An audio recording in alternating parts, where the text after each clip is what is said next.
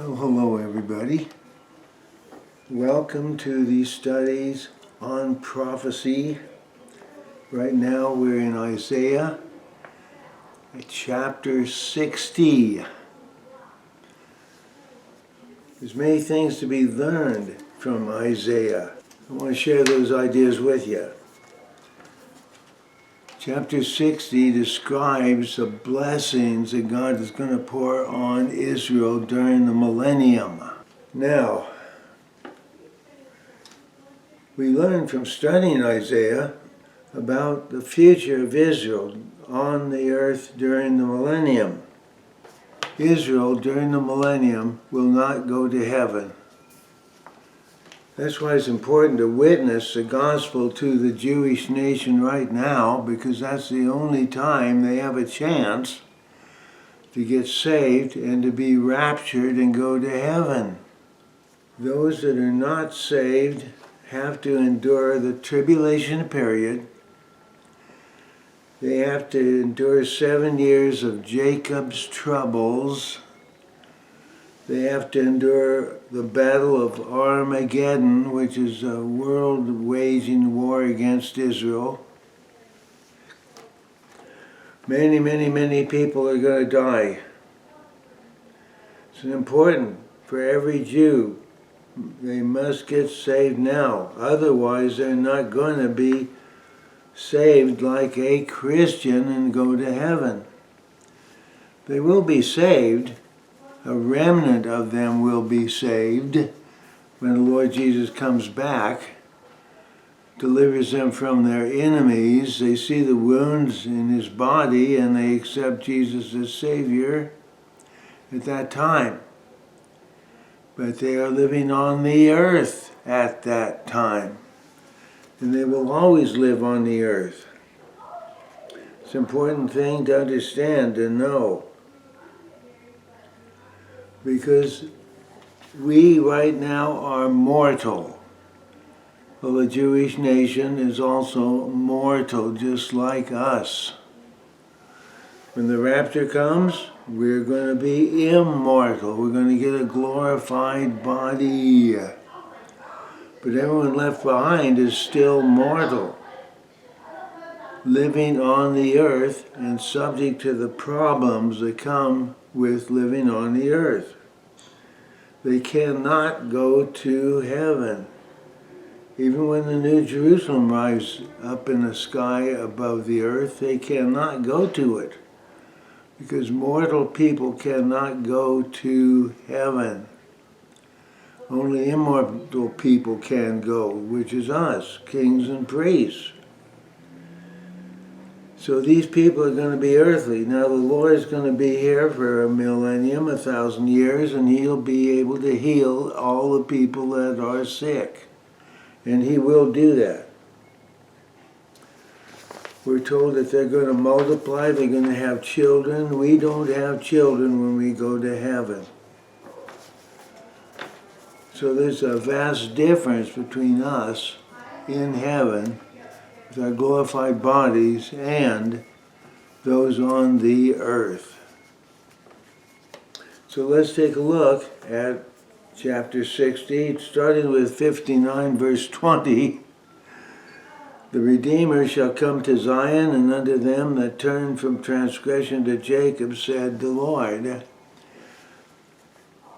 This verse says the Lord will come to Jerusalem. Well, the next verse, 60 verse 1, he is in Jerusalem. Arise, shine, for thy light is come, and thy glory of the Lord is risen on thee. So Jesus is here, and he brings the light and dispels the darkness.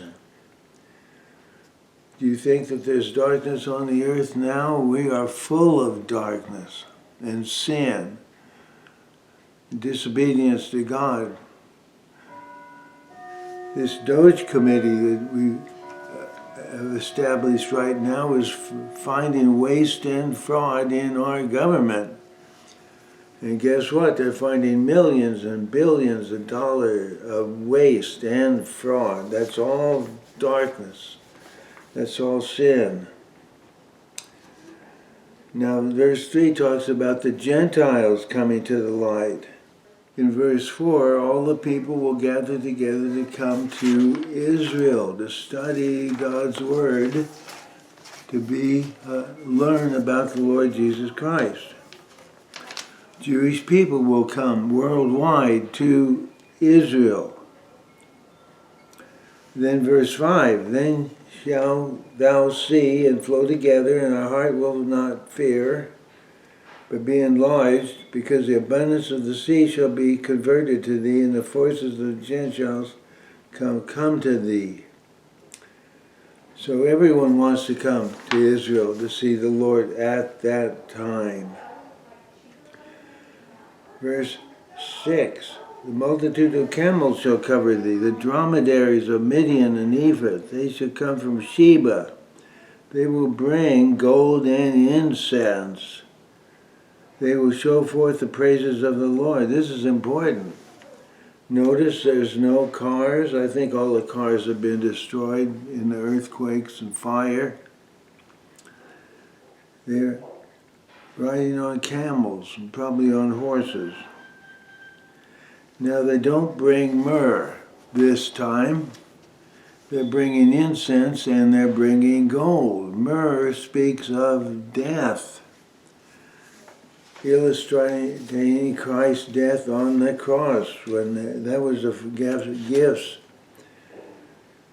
that the wise men gave on his first visit to the earth. Flocks of Kedar, 7, shall be gathered together to thee. They shall come up with acceptance on mine altar. So all the flocks of the world are going to be carried down to participate in the sacrifices on the Temple Mount. They're going to have sacrifices again. The Old Testament sacrifices look forward to Christ. Now they're looking backward to his death on the cross, illustrating his death on the cross. Verse 8 is very important. Who are these that fly as a cloud and as the doves to their windows? This refers to flying to the Lord. It refers to the rapture. Very exciting verse. Of course, we're in heaven at the time that this occurs. The next few verses talk about the enormous amount of gold and silver that the Gentile nations are going to bring to Israel. 12. For the nation and kingdom that will not serve the Lord will perish. Yea, those nations shall be utterly wasted. Listen to that. Jesus is going to judge the nations, mainly how they treated Jewish people. During the millennium, every knee will bow to the Lord. Philippians chapter 2, verse 10. Every nation that does not obey the Lord and bow towards him will be wiped out. And then going down to verse 14, the sons also then that afflicted thee shall come bending unto you, and all them that despise thee shall bow themselves down at the soles of your feet. They shall call thee the city of the Lord, the Zion of the Holy One. What a difference. Today, anti-Semitism is all over the world. At this time, it will be gone, and everybody's going to be pro-Semitic, worshiping the Lord and looking forward to hearing what Israel can explain to them about the Bible. Verse 15, whereas thou hast been forsaken and hated, so that no man went through thee, I will make thee an eternal excellency, the joy of many generations.